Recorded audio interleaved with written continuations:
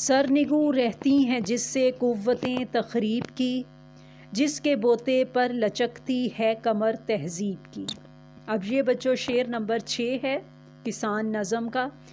پہلے مشکل الفاظ کے معنی: سرنگوں نیچے رہنا یا جھکنا، تخریب خراب یا بری، قوتیں طاقتیں، بوتے پر سہارے پر، تہذیب کی کمر لچکتی، تہذیب کی خوبصورتی۔ اب اس شعر کا مفہوم: کسان کی قوت حوصلہ کے سامنے تمام بری طاقتیں شکست کھا جاتی ہیں۔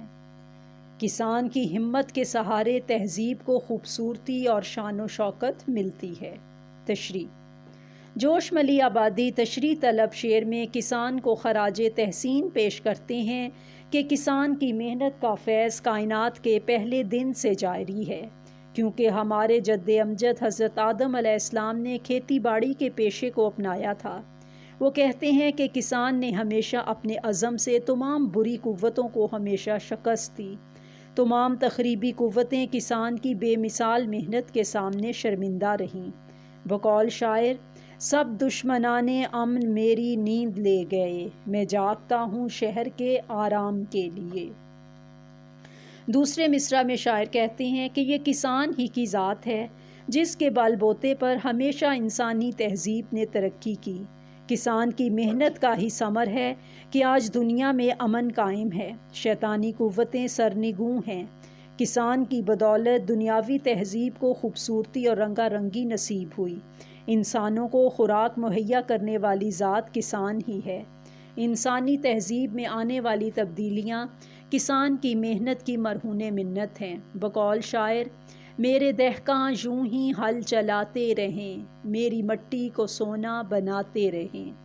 اصل میں شاعر یہ کہنا چاہتے ہیں کہ کسان کا مثبت کردار معاشرتی تہذیب کی ترقی کے لیے ہمیشہ سے ناگزیر رہا ہے۔ کسان کی بے آرامی دنیا کے آرام کا سبب بنتی ہے۔ شعر نمبر 7: جس کے بازو کی صلابت پر نزاکت کا مدار، جس کے کسبل پر اکڑتا ہے غرور شہریار۔ مشکل الفاظ کے معنی: صلابت سختی، استحکام مضبوطی، نزاکت نرمی یا خوبی یا نفاست، کسبل دم خم یا طاقت یا قوت، بل بوتے پر۔ آگے اگلا لفظ ہے شہریار۔ یہ معروف شہنشاہ کا نام ہے، یہ ایک بادشاہ کا نام ہے۔ دنیا کی تمام رونقیں اور خوبصورتی کے پیچھے کسان کی قوت بازو پوشیدہ ہے۔ بادشاہ بھی کسان کی سخت محنت کے بل بوتے پر فخر کرتے ہیں۔ اب اس شعر کی تشریح: جوش ملی آبادی کسان کو خراج تحسین پیش کرتے ہوئے کہتے ہیں کہ دنیا کی تمام تر خوبصورتی اور رونقیں ایک ہی ذات کی وجہ سے مارز وجود میں آتی ہیں۔ وہ کسان کی قوت بازو کو بیان کرتے ہیں کہ وہ سخت ترین گرمی میں جان توڑ محنت کرتا ہے، جس کے نتیجے میں بیج ننھی کونپلوں کی صورت میں ظاہر ہوتے ہیں، پھر مزید دیکھ بھال کے بعد لہلہاتے کھیت نظر آتے ہیں۔ یہ سب کسان کی بازو کی طاقت کے سبب ہوتا ہے۔ حفیظ جلندری کہتے ہیں کہ ہے دنیا کی جنت فقط اس کے پاس، یہ محنت سے کرتا ہے سب کام راس، یہ ترکاریاں یہ اناج اور کپاس، پھلوں کا مزہ اور پھولوں کی باس، اسی سے تو لیتا ہے سارا جہان، بڑا محنتی ہے بہادر کسان۔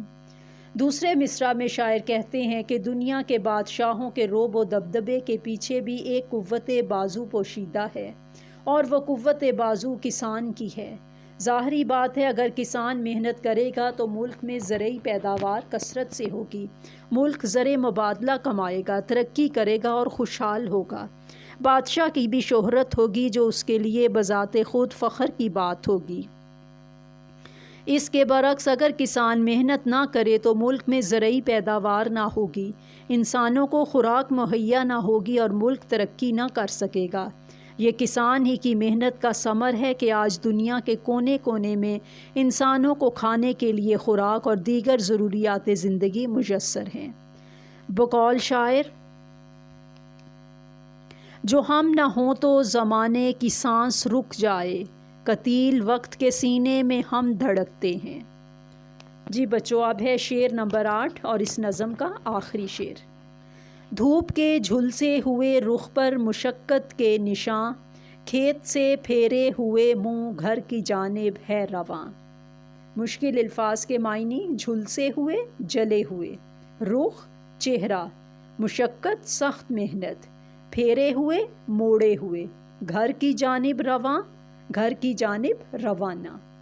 اب اس شعر کا مفہوم: کسان شام کے وقت دھوپ سے جلے ہوئے چہرے کے ساتھ مسکراہٹ سجائے گھر کی طرف چلا جاتا ہے۔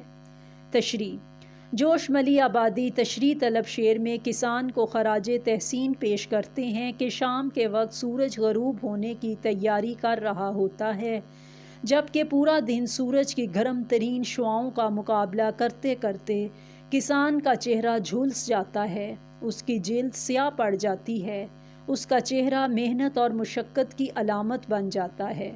حفیظ جلندری کہتے ہیں: کڑی دھوپ چاروں طرف چھا گئی، ہوا جس کی گرمی سے تھر آ گئی، یہ بیلوں کی جوڑی جو گھبرا گئی، تو اس کی جگہ دوسری آ گئی، اکیلا کھڑا ہے مگر سخت جان، بڑا محنتی ہے بہادر کسان۔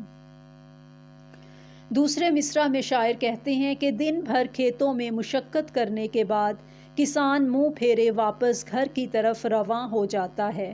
وہ مطمئن ہوتا ہے کہ اس نے جی جان سے محنت کی ہے، اللہ اس کی محنت کو ضرور رنگ دے گا، اس کے خواب ضرور بر آئیں گے، ایک دن اس کا خون پسینہ سونا بن کر ضرور چمکے گا، پوری دنیا کو ضرور رزق ملے گا، اس کے دل سے یہ دعا نکلتی ہے۔ بقول شاعر: خدا کرے کہ میری ارض پاک پر اترے وہ فصل گل جسے اندیشہ زوال نہ ہو۔